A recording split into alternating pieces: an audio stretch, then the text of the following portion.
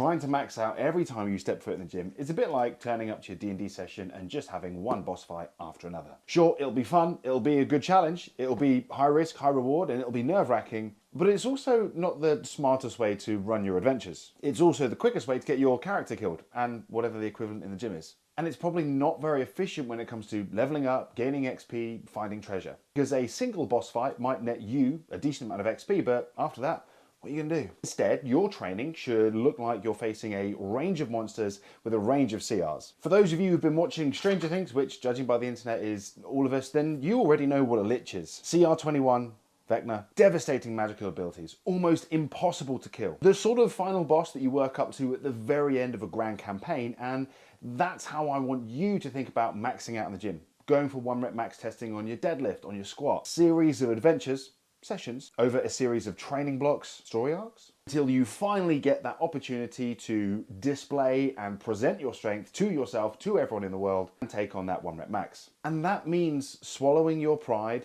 not letting your ego get the better of you, and sometimes being okay just fighting some bandits or some troglodytes. Now, if that's all you needed to hear, then great. Like, follow, subscribe, whatever, move on, scroll on to the next video.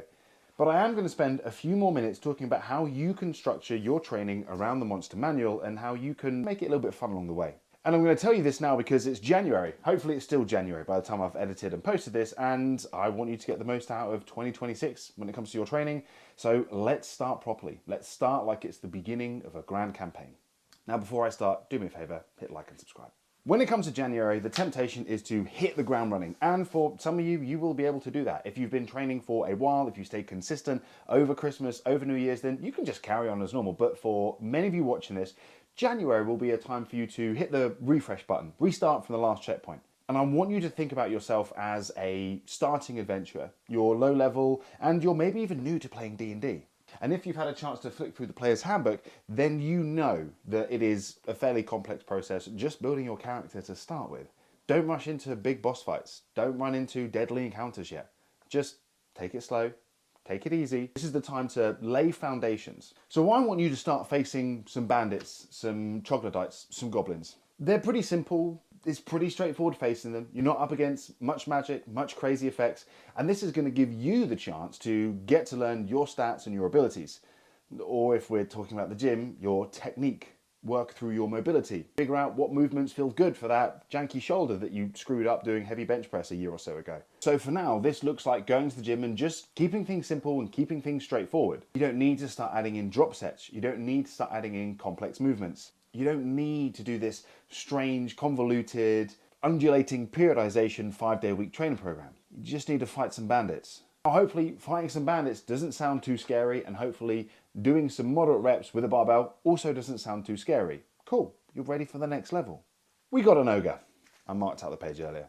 CR2, bit of a brute, still straightforward, but a bit more of a challenge, a bit more of a threat, a bit more risky. You're starting to worry about your hit points. But by now, you've leveled up your strength. You've done some cardio, so your constitution's a little bit better, your hit points have improved, that janky shoulder you had has eased off a little bit, and you're feeling more confident with your training, and you're feeling like you're starting to get some calluses on your hands, and you're ready to take it up a notch. An ogre charges at you. Roll initiative. Now, even as you continue to level up and gain confidence and get stronger and get fitter, you're still going to steer away from the big boss fight.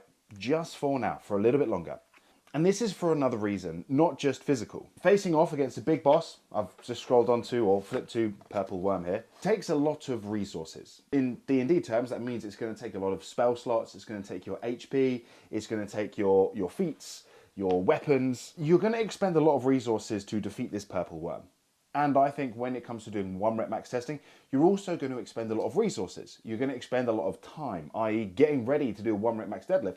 Take some time to warm up to. You're going to expend a lot of mental bandwidth getting yourself psychologically prepared and ready to do something like that. It's going to take up a lot of resources in terms of fatigue, whereas the actual benefit from it, what you gain, is sometimes minimal at best. If you've got a party of 6 in the dungeon facing a Purple Worm, or on the sand dunes more accurately, then you've got to share all of that XP out amongst you. And don't get me wrong, it's a load of XP, but for the risk taking on a purple dragon, the amount of time it's going to take and the stress that it's going to require, it's not getting you the most bang for your buck on a consistent basis. If you just go and face purple dragons, you're going to be exhausted very quickly. Whereas instead of just having one big boss fight, one big max effort repetition that you're working up to in the gym, you can instead be farming XP fighting hill giants. Because if your party is ready to face a purple worm CR19, then you as an individual player can probably get rid of a few hill giants. And the XP that you gain from just defeating 2 of these is going to almost double the XP you would get from sharing the defeat of the purple worm.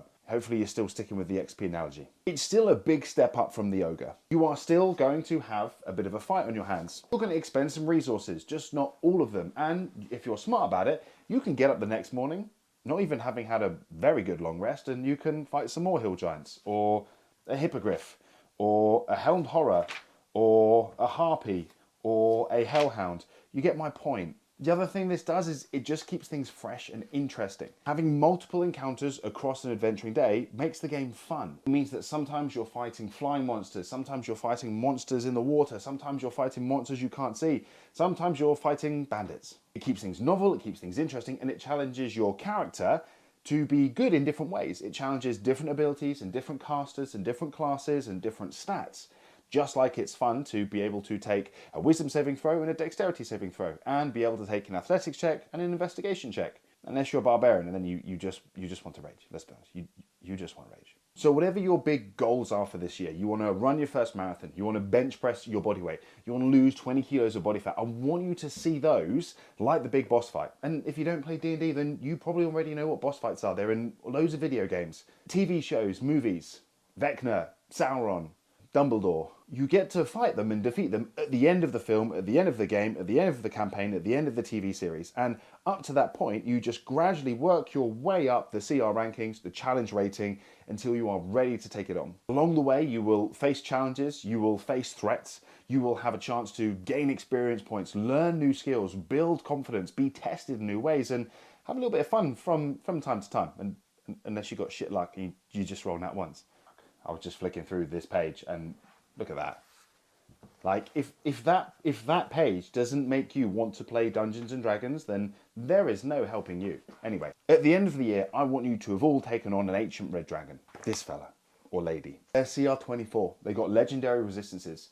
They're hard to find. They take a while to bring out of their lair. I'm getting carried away. Your ancient red dragon, like I said, it might be running a half marathon. It might be hitting a PB on the rower. It might be losing those kilos that you've been struggling to for years and years and years. Whatever your red dragon is, I want to help you find it and fight it and beat it and survive the encounter so that the bard can sing about it for the rest of your adventuring days. But I also want you to be realistic with it, and I want you to take your time, and I want you to work up to it, and I want you to make sure that you enjoy the process along the way. Feel free to start looking at your fitness journey like you do your nerdy hobbies, your favourite books, films, TV shows. Be the hero, all that cringe stuff. It's fun, although not as fun as playing D&D.